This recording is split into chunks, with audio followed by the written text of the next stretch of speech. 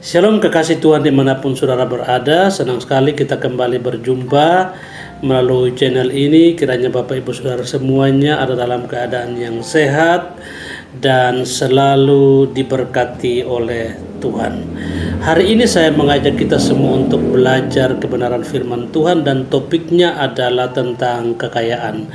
Ada berapa jenis kekayaan dalam Alkitab? Itu yang kita akan bahas hari ini supaya kita mengerti bahwa tidak selamanya kekayaan itu salah. Dan apa kata Alkitab tentang kekayaan? Mari kita bahas satu persatu. Kekayaan yang pertama yang disinggung dalam Alkitab adalah kekayaan secara materi.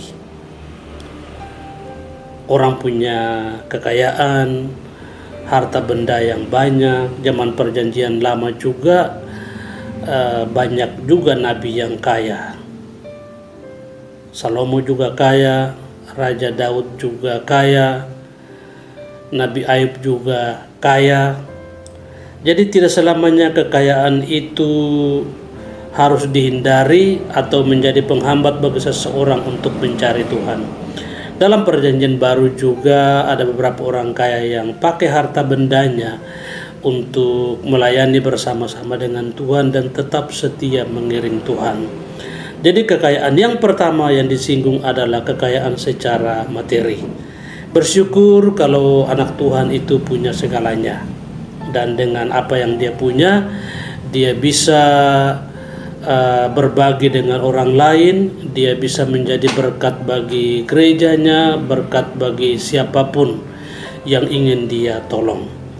Dan kekayaan yang kedua yang tidak kalah pentingnya adalah kekayaan dalam kebajikan.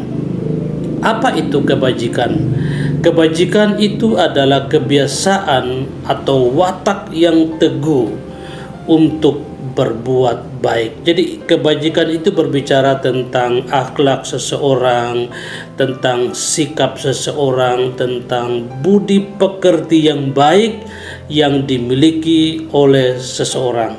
Dan khususnya bagi anak-anak Tuhan, kekayaan yang kedua yang harus dia perhatikan juga adalah kaya dalam kebajikan. Saya mengajak kita semua untuk membaca Alkitab dalam 1 Timotius pasal yang ke-6 ayat yang ke-17 dan 18.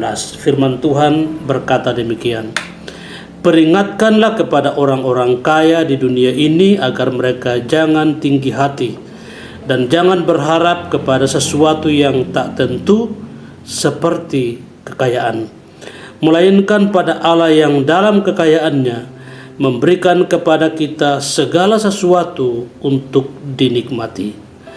Peringatkanlah agar mereka itu berbuat baik, menjadi kaya dalam kebajikan, menjadi kaya dalam kebajikan, suka memberi dan membagi, dan dengan demikian mengumpulkan suatu harta sebagai dasar yang baik bagi dirinya di waktu yang akan datang untuk mencapai hidup yang sebenarnya.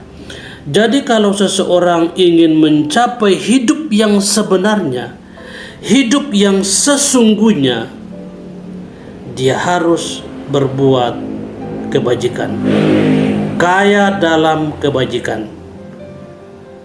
Kaya soal materi boleh-boleh saja, tetapi yang ditekankan dalam Alkitab adalah kaya dalam kebajikan. Akhlaknya bagus, sikapnya bagus, attitude-nya bagus, budi pekertinya bagus, dan dia punya watak yang teguh untuk berbuat baik.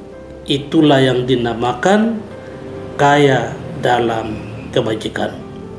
Banyak orang kaya secara materi, tetapi dia tidak kaya dalam kebajikan. Makanya dalam Injil Matius di sana dicatat bahwa ada seorang pemuda yang kaya raya datang kepada Tuhan untuk bertanya, kira-kira apa yang harus saya lakukan supaya saya memperoleh kehidupan yang kekal. Dan Yesus katakan, pulanglah, juallah segala hartamu, bagikan itu kepada orang miskin. Kemudian kecewalah anak muda itu karena terlalu banyak hartanya. Jadi harta yang dia punya menjadi penghambat bagi dia untuk mengiring Tuhan, untuk mencapai kehidupan yang sebenarnya, kehidupan yang sesungguhnya. Tetapi selain anak muda yang kaya itu, Alkitab mencatat bahwa ada beberapa perempuan kaya yang juga bersama-sama dengan Yesus. Mereka pakai harta kekayaannya, pakai uangnya, pakai apa yang mereka punya untuk melayani bersama-sama, mendukung pelayanan Tuhan Yesus Kristus. Dalam Lukas 8 ayat 2 dan 3 ada beberapa perempuan yang disebutkan namanya yang selalu mendukung Yesus dalam pelayanan adalah Maria Magdalena, Yohana istri Kusa, dan perempuan-perempuan lainnya. Ada juga yang seorang pria yang luar biasa yang bernama Yusuf Arimatea. Dia juga sebenarnya seorang kaya. Dia yang pakai kuburannya untuk menjadi tempat dimakamkannya Yesus Kristus. Jadi kekayaan itu tidak selamanya salah. Orang kaya juga banyak yang cinta Tuhan. Orang kaya juga banyak juga yang pakai apa yang dia punya untuk melayani Yesus. Jadi dua kekayaan yang disoroti dalam Alkitab, yaitu kekayaan secara materi, kekayaan secara harta benda, dan juga kekayaan dalam hal kebajikan.